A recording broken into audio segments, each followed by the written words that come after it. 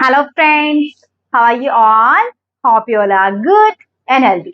Friends, आज हम करेंगे 10th क्लास के अंदर हमारी एक्सरसाइज 10.2 के क्वेश्चंस जिससे रिलेटेड हमने बेसिक कंसेप्ट क्लियर कर लिए हैं और जिसने नहीं देखी है वो वीडियो आप मेरे चैनल पे जाके देख सकते हैं। प्रीवियस वीडियो 10.1 एक्सरसाइज की हमने डाली हुई। ठीक है, मैं तो जल्दी से जिसने चैनल को सब्सक्राइब नहीं किया जल्दी से चैनल को सब्सक्राइब करिए ताकि आपका कोई भी लेक्चर मिस ना हो, आप टाइम टू टाइम सारे लेक्चर अटेंड करते रहिए। ठीक है फ्रेंड, तो करें आज का लेक्चर स्टार्ट। चलिए फ्रेंड करते हैं आज का लेक्चर स्टार्ट। देखते हैं क्या है आज के लेक्चर के अंदर हमारे पास। देखिए फ्रेंड, क्या है फर्स्ट क्वेश्चन आज का। स्टेटमेंट बोलती हूँ मैं, क्या है स्टेटमेंट देखना। जैसे जैसे स्टेटमेंट बोलती जाऊंगी वैसे वैसे लिखते भी चलेंगे हम। ठीक है, देखिए क्या है आज। From a point Q the length of the tangent to a circle is 24 centimetre. कि एक पॉइंट दिया हुआ है क्यू और एक सर्कल, क्यू से लेंथ ऑफ टेंजेंट कितना दिया हुआ है, लेंथ ऑफ टेंजेंट, टेंजेंट बना है ना, कितना दिया हुआ है, ये दिया हुआ है 24 सेंटीमीटर। टेंजेंट है, ऑब्वियस ही बात है, सर्कल को एक पॉइंट पे कट करेगा। ठीक है, नेक्स्ट देखिए क्या दिया हुआ है। And the distance of Q from the centre is, और सर्कल के सेंटर से क्यू का डिस्टेंस कितना है, कितना दिया हुआ है, क्यू का डिस्टेंस 25 सेंटीमीटर दिया हुआ है, 25 सेंटीमीटर दिया हुआ है। Find the radius of the circle, circle की क्या फाइंड आउट करनी है, रेडियस फाइंड आउट करनी है। तो ये क्या है, रेडियस ऑफ द सर्कल। ठीक है, अब आपको क्या पता है, अब इसको मान लेते हैं हम सेंटर ओ, इसको मान लेते हैं हम पॉइंट पी। ठीक है, OP QP is the, QP is the tangent drawn at the circle, है ना। सर्कल पे क्या डला हुआ है, QP टेंजेंट डला हुआ है, जिसकी लेंथ कितनी है, QP कितना दिया हुआ है आपको 24 सेंटीमीटर एंड O क्या हो कितना दिया हुआ है आपको 25 सेंटीमीटर। आपको क्या फाइंड आउट करना है, रेडियस ऑफ द सर्कल। अब आपको क्या पता है, एज वी नो दैट, दूसरा मार्कर ले लेती हूँ मैं एक बार। एज वी नो दैट, हमें पता क्या है कि जो पॉइंट ऑफ कॉन्टेक्ट से जो रेडियस जाती है, radius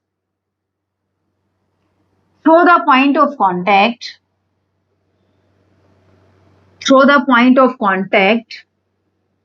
is perpendicular to the tangent, है ना। परपेंडिकुलर टू द टेंजेंट की इसका मतलब ये वाला एंगल कितने का बन रहा है, 90 डिग्री का बन रहा है। एंगल कितने का बन रहा है, 90 का। इट मींस ये क्या है, राइट एंगल ट्राइंगल है। So this implies triangle OPQ is a right angle triangle. अब triangle OPQ right angle triangle है, इसका मतलब क्या है, फर्स्ट क्वेश्चन है ना किक से इसका 10.2 का। राइट एंगल ट्राइंगल के अंदर ये क्या है, हाइपोटेनियस, ये बेस है मान लीजिए, परपेंडिकुलर है। तो क्या होता है आपके पास, O क्या square is equal to OP square plus क्या OP स्क्वायर। अब O क्या स्क्वायर 25 स्क्वायर, OP स्क्वायर कितना दिया हुआ है आपके पास, फाइंड आउट करना है। और क्या OP कितना दिया हुआ है 24 स्क्वायर। अब ये कितना हो जाएगा 625, माइनस कर दूं मैं इसको, 576 is equal to OP square. तो OP स्क्वायर कितना निकल के आया 49, यानी कि OP कितना निकल के आया आपके पास 7 निकल के आया, यानी कि रेडियस ऑफ द सर्कल कितनी है फ्रेंड्स 7 सेंटीमीटर है। आई चीजें समझ, क्लियर हुआ कंसेप्ट।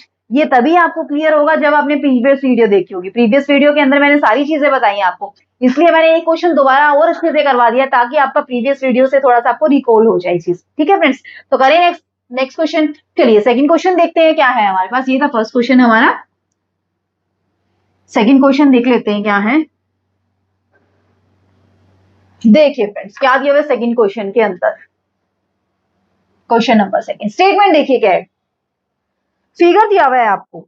ठीक है, सर्कल है, सर्कल के अंदर क्या बना हुआ है, एक क्वाड्रिलेटरल बनी हुई है। और क्या क्या है, TP and TQ are the two tangents to a circle with centre O so that angle PO क्या हो is 110 degree, then angle PT क्या हो आपको फाइंड आउट करना है। ये सर्कल है और इस T पॉइंट से दो टेंजेंट डले हुए, ठीक है, और ये सेंटर है सर्कल का, और ये एंगल आपको दिया हुआ है, ये T है, ये P है, ये Q है, ये वाला एंगल आपको दिया हुआ 110। अब मुझे एक चीज बताइए, इसने बोला है कि TP और TQ टेंजेंट है, टेंजेंट है इसका मतलब दोनों के दोनों एंगल कितने के होंगे 90 के। लिखवाने की जरूरत नहीं है ना बार बार, ये एंगल कितने होंगे दोनों के दोनों 90 डिग्री के होंगे। अब ये क्या बन रही है आपके पास, PO क्यू टी आपके पास क्या है, क्वाड्रिलेटरल है ना, क्वाड्रिलेटरल है या नहीं है। अब क्वाड्रिलेटरल के 3 एंगल आपको पता है, 4th एंगल आपको फाइंड आउट करना है, कर दीजिए तीनों एंगल का सम। तो आपको क्या एंगल फाइंड आउट करना है, एंगल PTQ फाइंड आउट करना है। तो एंगल PTQ क्या हो जाएगा, 360 माइनस 110 माइनस 90 माइनस 90, है ना। तो 360 में से माइनस करेंगे तो कितना माइनस हो जाएगा आपके पास, 360 माइनस 290, 290 माइनस हो जाएगा तो कितना आंसर बचेगा आपके पास, 70 डिग्री आपके पास आंसर बचेगा। आई चीजें समझ, क्लियर हुआ, कोई दिक्कत नहीं है। करिए नेक्स्ट क्वेश्चन, था ना इजी क्वेश्चन। ऐसे ही क्वेश्चन करने हैं जब आपका कंसेप्ट क्लियर होगा ना कि हाँ टेंजेंट से जो रेडियस पे एंगल बनते हैं वो कितने के एंगल बनते हैं, 90 डिग्री का एंगल बनता है, तभी आप ये वाला क्वेश्चन अटेम्प्ट कर पाएंगे। अदरवाइज तो आपको ये एंगल ही नहीं पता होंगे कि एंगल पी कितना है, एंगल क्यू कितना है। जब एंगल पी और क्यू नहीं पता होगा तो क्वेश्चन कैसे निकालेंगे, नहीं निकाल पाएंगे ना। थर्ड क्वेश्चन देखिए, चलिए थर्ड क्वेश्चन की स्टेटमेंट देखते हैं क्या है हमारे पास, रफ कर देते हैं इसको। थर्ड क्वेश्चन देखते हैं क्या है हमारे पास,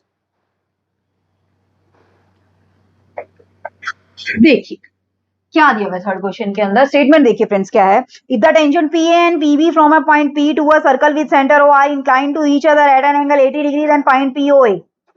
एंगल POA आपको फाइंड आउट करना है। P पॉइंट से दो टेंजेंट डले हुए सर्कल के ऊपर, P पॉइंट से, ये कोई पॉइंट P है, इससे दो टेंजेंट डले हुए सर्कल के ऊपर, एक टेंजेंट ये है और एक टेंजेंट ये है, और सच दैट एंगल APB कितना दिया हुआ है आपके पास, 80 डिग्री दिया हुआ। कितना दिया हुआ है आपके पास, 80 डिग्री दिया हुआ है, ठीक है। तो आपको फाइंड आउट करना है एंगल POA क्या होगा। ये O क्या है, सेंटर, अच्छा ये भी A लिख दिया, ये भी, तो POA आपको फाइंड आउट करना है, यानी कि हमें इसको ऑब्वियस सी बात है ज्वाइन करना पड़ेगा, है ना। मीन्स आपको कौन सा एंगल फाइंड आउट करना है, ये वाला एंगल फाइंड आउट करना है ना। तो देखिए पहले तो मुझे एक चीज बताइए, ये एंगल कितने का होगा, 90 डिग्री का, ये एंगल भी कितने का होगा, 90 डिग्री का। अब हमें एंगल फाइंड आउट करना है ये। अब देखिए ये पूरा का पूरा एंगल तो हम निकाल सकते हैं ना। कैसे निकाल सकते हैं पूरा का पूरा एंगल, आपको पता है ये क्या बन गई, क्वाड्रिलेटरल बन गई। क्वाड्रिलेटरल के 3 एंगल बताया तो चौथा एंगल ऑटोमेटिकली हम निकाल सकते हैं। अब 90 और 90 180, ठीक है, तो यानी कि 180 यहाँ पे, तो ये वाला कितने का बचेगा, 110 का बचेगा। ऑब्वियस ही बात है, पूरा का पूरा एंगल कितने का बन गया, 110 का। अब हमें ये प्रूव करना है कि हमें तो ऊपर वाला एंगल फाइंड आउट करना है। अगर हम ये प्रूव कर दे कि ये दोनों ट्राइंगल कॉन्ग्रुएंट हैं, दोनों ट्राइंगल, जो दो ट्राइंगल बनी हुई है, एक ट्राइंगल ऊपर बनी हुई है APO और एक ट्राइंगल बनी हुई नीचे OPB, अगर ये दोनों कॉन्ग्रुएंट है इसका मतलब ये 110 का हाफ हाफ हो जाएगा, 50 ऊपर आ जाएगा 50 नीचे आएगा। तो यानी कि हमें प्रूफ क्या करना है बेसिकली अभी कि ट्राइंगल क्या है, कॉन्ग्रुएंट है। तो सबसे पहले तो देखिए क्या है आपके पास, angle PAO is equal to angle PBO which is equal to 90 degree, ठीक है, और angle APB is equal to 80 degree. This implies angle AOB is equal to 100 degree. यहां तक किसी को कोई दिक्कत नहीं है, जो मैंने समझाया वही लिखना है बस, इसके अलावा कुछ भी और नहीं, ठीक है। अब देखिए अब हम प्रूव करेंगे कि दोनों ट्राइंगल क्या है, कॉन्ग्रुएंट है। अब PA is equal to PB,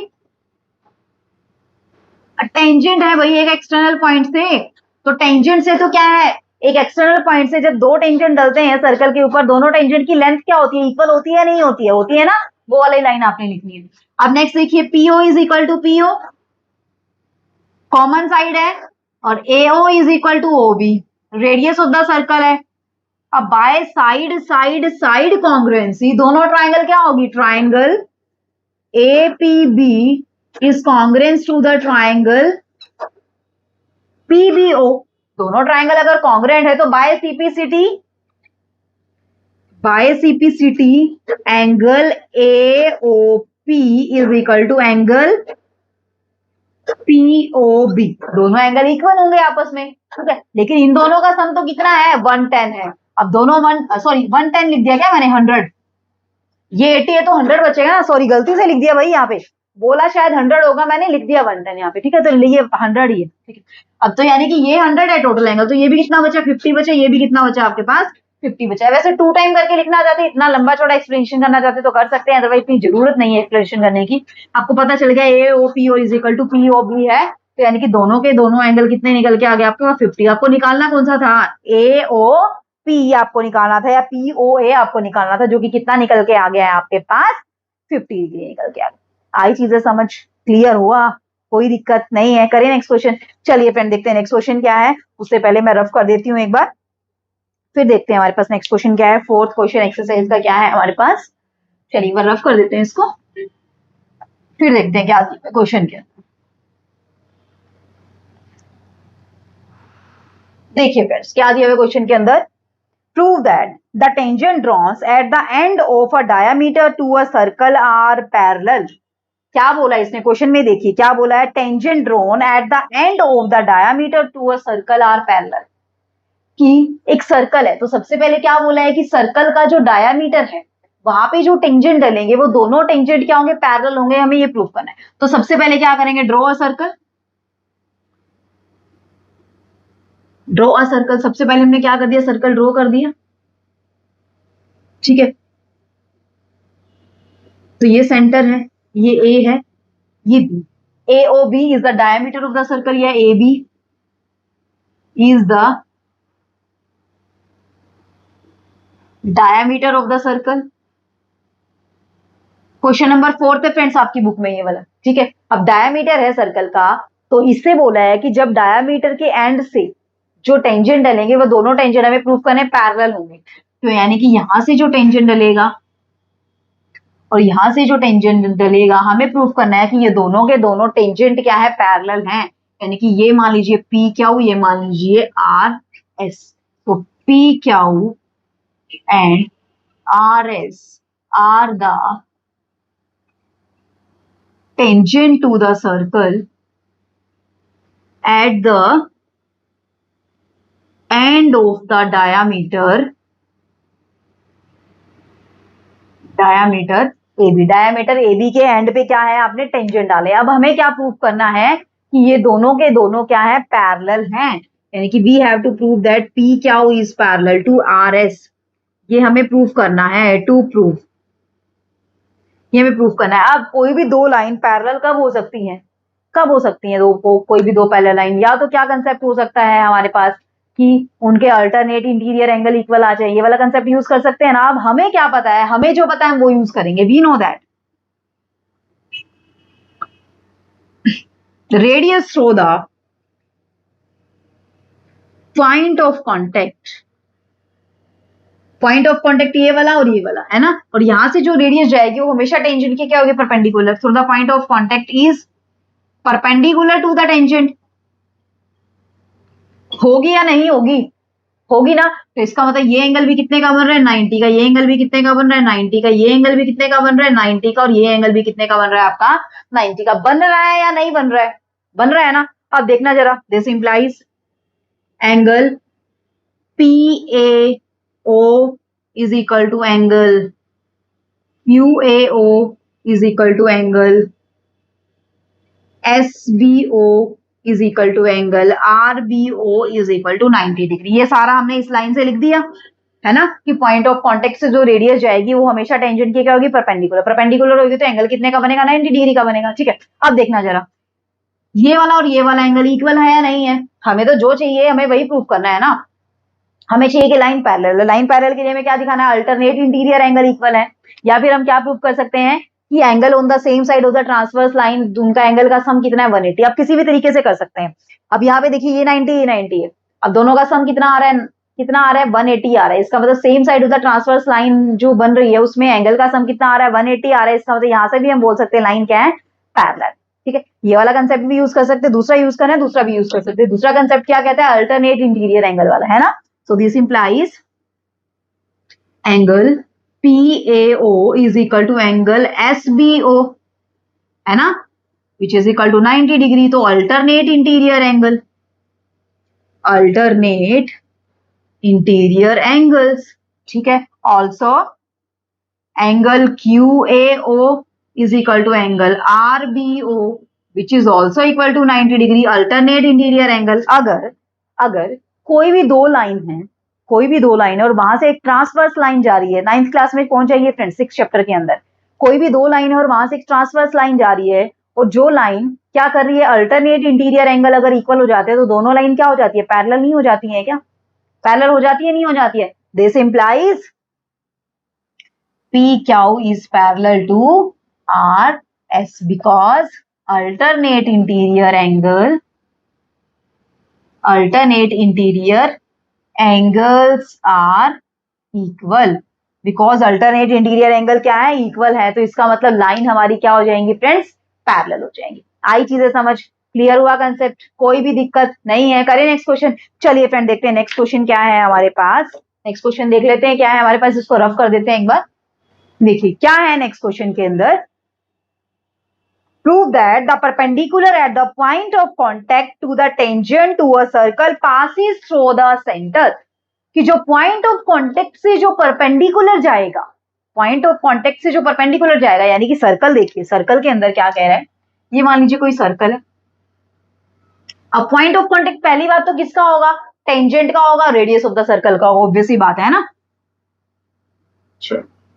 ये हम देख लेते हैं कि ये कोई भी टेंजेंट है पी क्यू, ठीक है। अब यहां से इसने क्या बोला है, जो पॉइंट ऑफ कॉन्टेक्ट से जो परपेंडिकुलर जाएगा, यानी कि ये मान लेते हैं ओरिजिन है, जो पॉइंट ऑफ कॉन्टेक्ट से जो परपेंडिकुलर जाएगा, मान लीजिए ये परपेंडिकुलर जा रहा है, ये परपेंडिकुलर जा रहा है, यहां से कोई परपेंडिकुलर जाएगा, अभी देखते हैं वो परपेंडिकुलर हमेशा, इसने क्या बोला है, पासिस थ्रू द सेंटर, कि यहां से जो परपेंडिकुलर जाएगा हमेशा वो सेंटर से पास करेगा, यानी कि इसका अगर नाम ले हम एल, तो एल कहां से पास करेगा, एल से जो लाइन जाएगी, वो जो परपेंडिकुलर जाएगा वो हमेशा कहां से पास करना चाहिए, ओ से पास करना चाहिए। हम मान लेते हैं कि वो ओ से पास नहीं कर रहा है, कहां से पास कर रहा है, कहीं ना कहीं कहां से पास कर रहा है, किसी ने किसी पॉइंट क्यू से पास कर।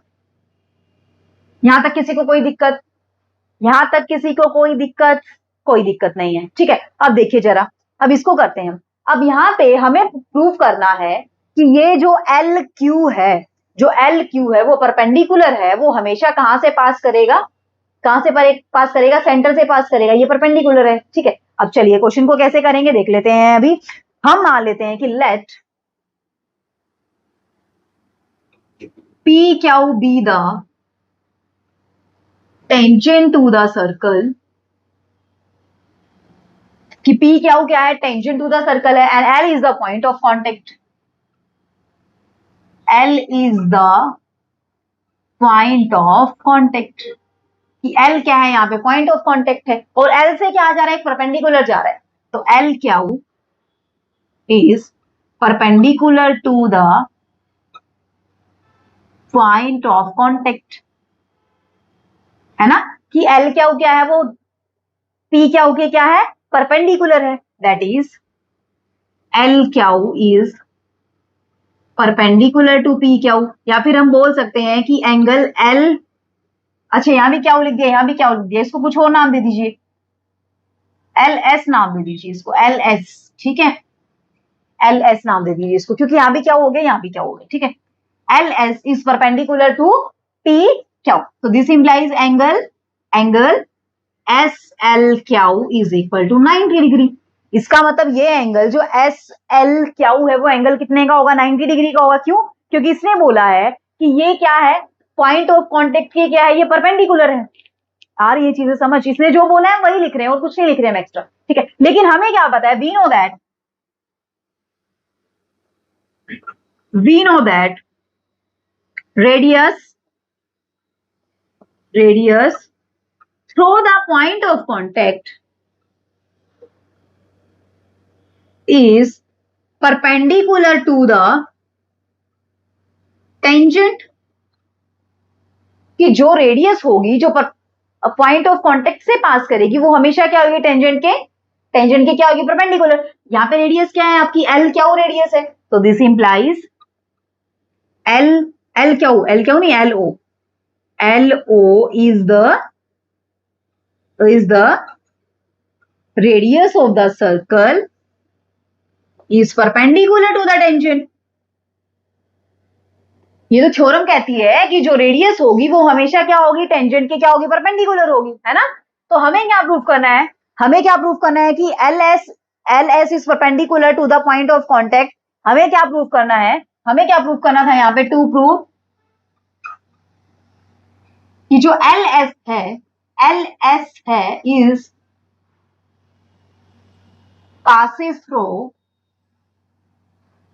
through the center O। हमें ये प्रूव करना है कि एल एस कहां से पास करता है, सेंटर O से पास करता है, हमें ये प्रूव करना है, ठीक है। लेकिन हमने क्या माना है, हमें क्या फिलहाल माना है कि ये सेंटर से पास नहीं करता है, ठीक है। हमें क्या माना है, let L S do not passes through the center O. It passes through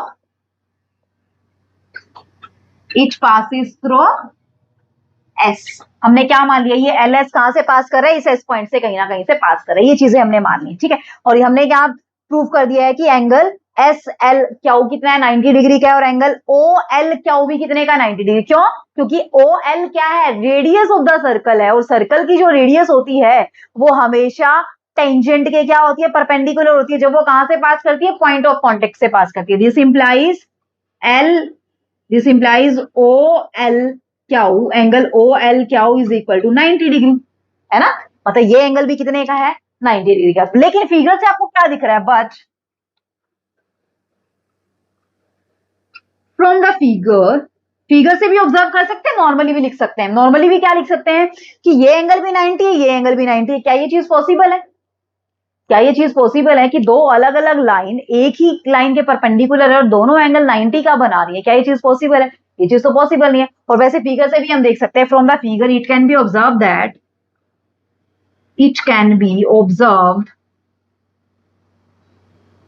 that angle S L Q is less than angle O L Q.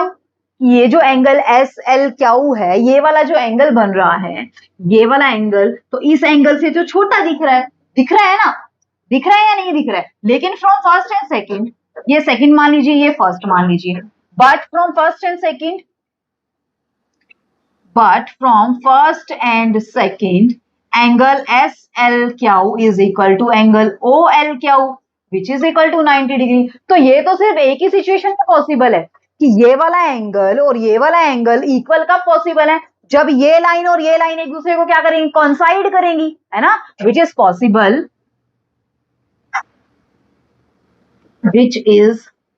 possible only when OL will coincide with LS। जब OL और LS क्या कर जाए, coincide कर जाए। coincide करने का मतलब दोनों एक ही लाइन के पे लाई करें। This implies LS passes through the origin। ये आपका LS कहां से पास करेगा, इसका मतलब ओरिजिन से पास करेगा। आई चीजें समझ, क्लियर हुआ कंसेप्ट, कोई दिक्कत नहीं है। इसको ये आप इस तरीके से भी कर सकते हैं, इस तरीके से भी कर सकते हैं कि ये क्या है, आपका पूरा है, ये ओ एल क्यू आपका पूरा है, और ये क्या है, इसका हिस्सा है, ये क्या है, इसका हिस्सा है, S L Q. Whole is greater than the part, कि होल तो पार्ट से हमेशा क्या होता है, बड़ा होता है ना। लेकिन ये तो होल इसने क्या दे दिया, दो होल और पार्ट दोनों इक्वल दे दिए, मतलब ये भी 90 का, ये भी 90 का, तो होल तो हमेशा पार्ट से बड़ा होता है। तो ये इक्वल कब पॉसिबल है, जब दोनों की दोनों लाइनें क्या करेंगी, कॉन्साइड करेंगी। कॉन्साइड करेंगी इसका मतलब दोनों एंगल क्या होंगे, इक्वल होंगे, और दोनों एंगल इक्वल होंगे इसका मतलब ये जो लाइन हमने मानी थी कि एल एस आपका सेंटर से पास नहीं कर रहा है, वो क्या होगी, आपकी कॉन्ट्राडिक्शन होगी। तो this implies L S passes through the centre O। ये सेंटर O से पास कर रही है, ये कहीं और से पास नहीं कर रही। आई चीजें समझ, क्लियर हुआ? करें नेक्स्ट क्वेश्चन। चलिए फ्रेंड देखते हैं सिक्स्थ क्वेश्चन क्या है हमारे पास। ये था क्वेश्चन नंबर 5, क्वेश्चन नंबर 6 देख लेते हैं क्या है हमारे पास। चलिए देखते हैं क्या है क्वेश्चन नंबर 6 के अंदर। अभी करते हैं क्वेश्चन नंबर 6 क्या है। देखिए फ्रेंड क्या दिया हुआ, क्वेश्चन नंबर 6 की स्टेटमेंट देखिए क्या दी हुई है। सबसे पहले, the length of the tangent from a point A at a distance of 5 centimetre from the centre of the circle is 4 centimetre, find the radius of the circle. कि जो length of the tangent है, length of the tangent है from a point A point, अब देखना कोई भी point दिया हुआ है ए, इस ए पॉइंट से जो लेंथ ऑफ टेंजेंट है from a point A at a distance of 5 centimetre from the centre of the circle, और ये ए पॉइंट है वो सेंटर से कितनी डिस्टेंस पे है, 5 सेंटीमीटर के डिस्टेंस पे है, और लेंथ ऑफ द टेंजेंट कितनी दी हुई है इसने, इज 4 सेंटीमीटर। ये लेंथ ऑफ द टेंजेंट कितना दिया हुआ है इसने, 4 centimetre. Find the radius of the circle. तो आपने क्या फाइंड, ये मान लीजिए बी, ये मान लीजिए ओ, तो आपने क्या फाइंड आउट करना है, BO, radius of the circle ही तो फाइंड आउट करनी है। कोई मुश्किल टास्क है क्या? करवाया था मैंने ये वाला क्वेश्चन आपको बहुत अच्छे से। Here A B is the length of the tangent, length of the tangent, that is AB is equal to 4 centimeter and AO is equal to 5 centimeter. हमें क्या फाइंड आउट करनी है? Radius of the circle. So here AOB is a right angle triangle because reason क्या लिख देंगे? Reason क्या लिख देंगे कि जो रेडियस होती है वो हमेशा टेंजेंट के क्या होती है? परपेंडिकुलर होती है अगर वो पॉइंट ऑफ कॉन्टेक्ट से पास करती है तो। Because angle ABO is equal to 90 degree. ये आप खुद लिखेंगे कि the radius passes through the point of the contact is perpendicular to the tangent of the circle. कि सर्कल का जो टेंजेंट होगा उसकी हमेशा क्या होती है? रेडियस परपेंडिकुलर होती है अगर वो कहां से पास करती है? पॉइंट ऑफ कॉन्टेक्ट से पास करती है। ठीक है, तो in the right angle triangle आपको क्या फाइंड आउट करना है? बीओ। तो बीओ स्क्वायर क्या हो जाएगा? AO square minus AB square. तो AO means 5 square, AB means 4 square, तो BO स्क्वायर, इसका मतलब BO is equal to 5 square, 25 minus 16 that is equal to 9। तो BO की वैल्यू कितनी आ जाएगी आपके पास? 3 सेंटीमीटर आ जाएगी। यानी कि रेडियस ऑफ द सर्कल कितना निकल के आया आपके पास? 3 सेंटीमीटर निकल के आया। आई चीजें समझ, कोई दिक्कत नहीं है। करें नेक्स्ट क्वेश्चन। चलिए फ्रेंड देखते हैं नेक्स्ट क्वेश्चन में क्या है हमारे पास। क्वेश्चन नंबर 7 हम कर रहे हैं अभी। क्वेश्चन नंबर 7 में क्या बोला है हमें, देख लेते हैं क्या बोला गया क्वेश्चन नंबर 7 में। चलिए देखते हैं क्या है क्वेश्चन नंबर 7। देखिए क्या बोल रहा है। Two concentric circle are of radius 5 centimetre and 3 centimetre, find the length of the कोड of the larger circle which touches the smaller circle. अब आपके पास क्या दिए हुए? दो कॉन्सेंट्रिक सर्कल दिए हुए। कॉन्सेंट्रिक सर्कल क्या होते हैं? जिनका सेंटर क्या होता है? सेम होता है ना। तो एक सर्कल ये है। अब एक सर्कल की रेडियस कितनी है? 3 सेंटीमीटर। दूसरा सर्कल की रेडियस कितनी दी हुई है आपको? 5 सेंटीमीटर दी हुई है। कितनी दी हुई है? 5 सेंटीमीटर। अब आपको क्या फाइंड आउट करना है? Code of the larger circle which touches the smaller circle. Larger circle की कोड, यानी कि लार्जर सर्कल की कोड आपको फाइंड आउट करनी है जो कि स्मॉलर सर्कल को क्या करती है? टच करती है ना। यानी कि आपको क्या फाइंड आउट करना है? AB आपको फाइंड आउट करना है। Here are two concentric circle of radii 3 centimeter and 5 centimeter respective। Centre क्या है इन दोनों का?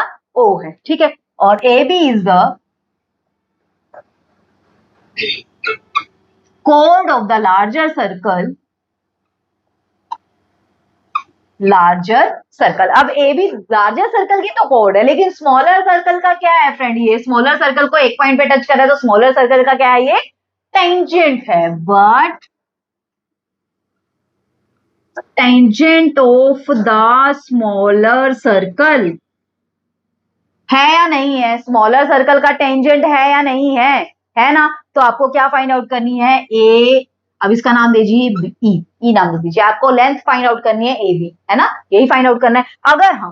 अगर हम यहां से लेके यहां तक का डिस्टेंस, यानी कि स्मॉलर सर्कल की रेडियस है 3, है ना, और यहां से लेके यहां तक का डिस्टेंस क्या है आपके पास? बिगर सर्कल की क्या है रेडियस? यानी कि 5 सेंटीमीटर। यानी कि यहां से लेके यहां तक हम निकाल सकते हैं। अब यहां से लेके यहां तक निकल जाए, यहां से लेके यहां तक निकल जाए, दोनों को ऐड कर देंगे तो हमारा काम चल जाएगा, है ना। तो दो निकालने की बजाय हमें क्या पता है? हमें पता है कि हमेशा सर्कल के सेंटर से जो लाइन जाती है हमेशा क्या करती है? वो कोड को बाइसेक्ट करती है। We know that line passes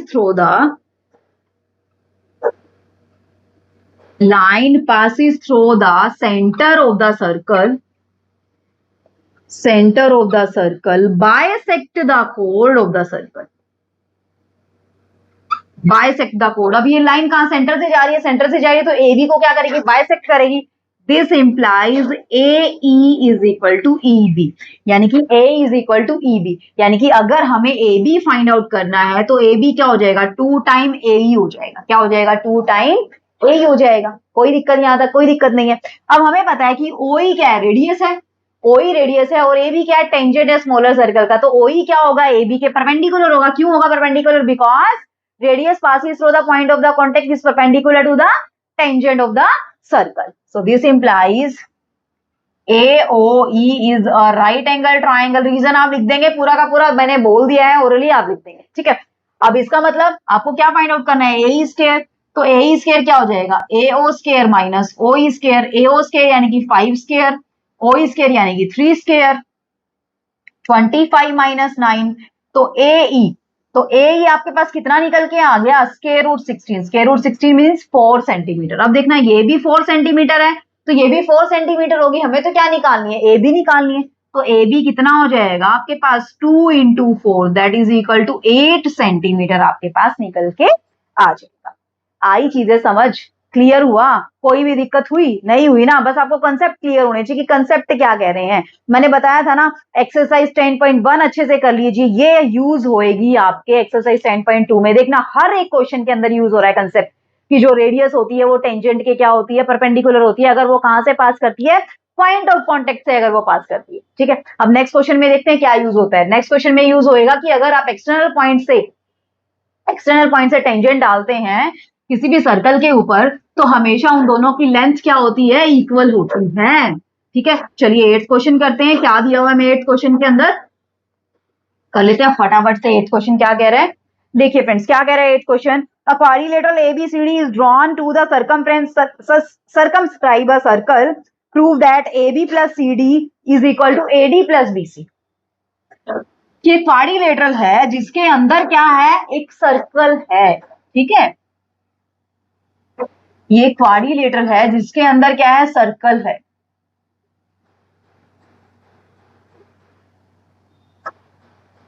ये सर्कल थोड़ा सा अच्छा नहीं बना है, बना लेना, ठीक है। चलिए यहां से क्या कह रहा है फिर, A B C D, ये है P Q R S। आपको क्या प्रूफ करना है, AB plus C D, AB plus C D is equal to AD plus BC आपको प्रूफ करना है। ये आपका प्रूफ करना है। देखना जरा, अब आपको क्या पता है, आपको क्या पता है कि A क्या है, एक्सटर्नल पॉइंट है या नहीं है, A एक्सटर्नल पॉइंट है। एक्सटर्नल पॉइंट से दो टेंजेंट जा रहे हैं, एक क्या जा रहा है, S जा रहा है, एक क्या जा रहा है, P जा रहा है। जा रहे हैं नहीं जा रहे। तो here in the quadrilateral ABCD, ABCD, AP is equal to AS। क्यों है भाई AP is equal to PS, tangent drawn from the external point on the circle are of equal length।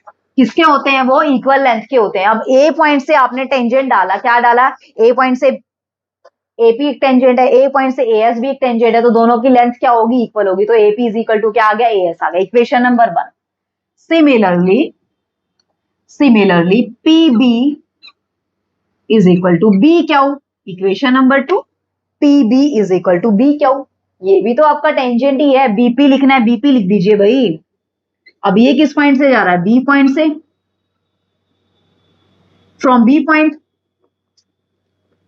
Tangents from B point. B point से दोनों tangent जा रहे हैं, तो दोनों टेंजेंट की लेंथ क्या होगी, इक्वल होगी। नेक्स्ट देखिए फ्रेंड्स, नेक्स्ट देखिए, अब किस पॉइंट से जा रहे हैं, सी पॉइंट से जा रहे हैं। सी पॉइंट से कौन कौन जा रहे हैं, सी पॉइंट से कौन कौन जा रहे हैं, सी आर और सी क्यू। सी पॉइंट से क्या क्या जा रहे हैं, similarly C R is equal to C Q, equation number 3। Tangents from the point C point से टेंजेंट जा रहे हैं, equation number 3। Similarly D point से टेंजेंट जा रहे हैं, तो टेंजेंट की लेंथ क्या होगी, यहां से भी इक्वल लिखना है आपने, जो मैंने ये चीज लिखी है बार बार आपने लिखनी है। Tangents drawn from the point A are of equal length, tangent drawn from the point B are of equal length, tangent drawn from the point C are of equal length, tangent drawn from the point D are of equal length, ठीक है। तो यहां से क्या हो जाएगा आपके पास, D R is equal to D S, equation number fourth, tangents from the point D. आई चीजें समझ, ऐड कर दीजिए फर्स्ट सेकंड थर्ड फोर्थ को, लेफ्ट साइड में लेफ्ट साइड ऐड करिए, राइट साइड में राइट साइड, तो क्या आ जाएगा आपके पास, AP plus BP plus CR plus DR is equal to AS plus B Q plus C Q plus DS. अब देखना एपी प्लस बीपी क्या बन गया, ए बी बन गया, ए बी बन गया, C R plus D R पूरा का पूरा क्या बन गया, सी डी बन गया, तो A B plus D D. Right side में देखना A S plus D S क्या बन गया, एडी बन गया, A S plus D S क्या बन गया, एडी बन गया, और B Q plus C Q क्या बन गया, बीसी बन गया, नहीं बन गया। तो यही तो हमें प्रूफ करना था कि A B plus C D is equal to A D plus B C. यही तो हमें प्रूफ करना था कि जो अपोजिट साइड है उनका सम कितना आ रहा है, अपोजिट साइड के सम के इक्वल ही आ रहा है। आई चीजें समझ, क्या कंसेप्ट हमने यूज किया इस क्वेश्चन के अंदर, ध्यान से देखना कि जो एक्सटर्नल पॉइंट्स है वहां से जो इंपॉर्टेंट क्वेश्चन है, इससे रिलेटेड एक और क्वेश्चन आएगा आपके एक्सरसाइज में, ठीक है, ध्यान से करना। जो एक्सटर्नल पॉइंट्स है वहां से जो टेंजेंट डले हैं, अब एक्सटर्नल पॉइंट से सर्कल पे जो टेंजेंट डलते हैं, मैंने फर्स्ट क्लास में ही आपको बताया था, उनकी लेंथ क्या होती है फ्रेंड्स, इक्वल होती है, यानी कि AP is equal to A S हो गया।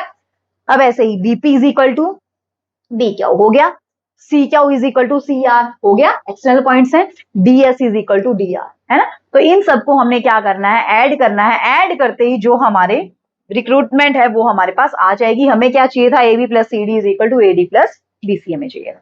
तो आई चीजें समझ, क्लियर हुआ कंसेप्ट, कोई दिक्कत नहीं है किसी भी क्वेश्चंस में। अगर फिर भी कोई भी दिक्कत है तो आप मुझे कमेंट सेक्शन में कमेंट करके बता सकते हैं, आपको कोई भी दिक्कत नहीं होनी चाहिए फ्रेंड्स, ठीक है। तो जल्दी से, जिसने चैनल को सब्सक्राइब नहीं किया जल्दी से चैनल को सब्सक्राइब कर लीजिए, ताकि आप लोगों के पास लेक्चर्स की नोटिफिकेशन टाइम टू टाइम आती रहे, आप time to time lecture attend करते रहें, ठीक है फ्रेंड्स। स्क्रीनशॉट लेना चाहते हैं तो ले सकते हैं, ठीक है।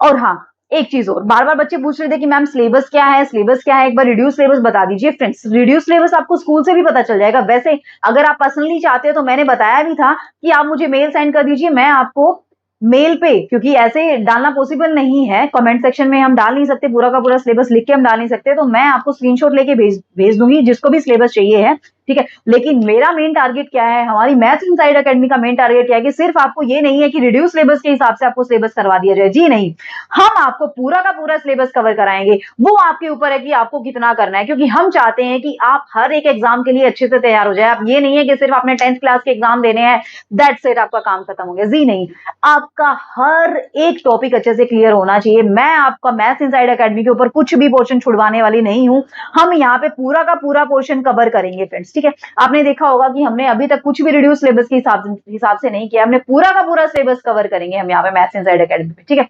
लेकिन हाँ, ये चीज कर सकते हैं कि पहले हम टर्म वन के चैप्टर हम कंप्लीट कर सकते हैं, ठीक है फ्रेंड्स। तो इस चैप्टर के बाद हम 12th चैप्टर हमारा करेंगे जो एरिया रिलेटेड टू सर्कल है, बिकॉज ये वाला चैप्टर मैंने इसलिए करवाया क्योंकि सर्कल से फिर वो चैप्टर रिलेट करता है। सबसे पहले तो सर्कल ही पता होना चाहिए ना आपने, होता क्या है, सर्कल पता होगा तभी तो आप उसका एरिया फाइंड आउट कर सकते हैं, है ना। तो इसलिए रिलेटेड चैप्टर इसलिए मैंने करवा दिए थे, घबराने की बिल्कुल भी जरूरत नहीं, आपका सिलेबस टाइम से कंप्लीट हो जाएगा और मैं आपका पूरा सिलेबस कवर कराऊंगी, ठीक है। आपको आपके स्कूल से भी सिलेबस पता चल जाएगा कि क्या है आपका रिड्यूस सिलेबस। अगर आप रिड्यूस करना चाहते हैं तो रिड्यूस कर सकते हैं, मुझे कोई दिक्कत नहीं है, लेकिन मैं आपको पर्सनली एडवाइस दूंगी कि फ्रेंड्स सिलेबस पूरा कीजिए, उसको रिड्यूस करने की कोशिश मत कीजिए। अगर आप पूरा सिलेबस कवर करेंगे, हर एक कंसेप्ट अच्छे से क्लियर करेंगे ना, तभी आप आगे जाके कॉम्पिटेटिव एग्जाम के लिए प्रिपेयर हो सकते हैं, ठीक है फ्रेंड्स।